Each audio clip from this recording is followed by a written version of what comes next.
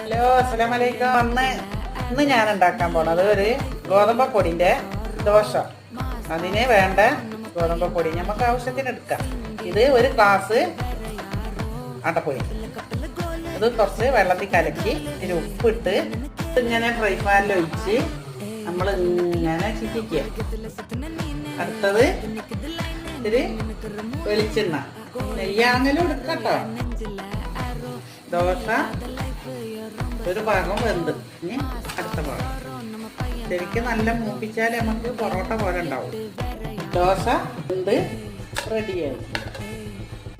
ദോശ കറി റെഡിയായി. നല്ല ടേസ്റ്റാണ് കേട്ടോ. എല്ലാവരും ഉണ്ടാക്കി നോക്കണം. വാള മീന് കറി തേങ്ങ അരച്ച്, അതും ഈ ദോശ നല്ല ടേസ്റ്റാണ്. എല്ലാവരും നാളെ ഉണ്ടാക്കി നോക്കണം. ഇനി നമുക്ക് നാളെ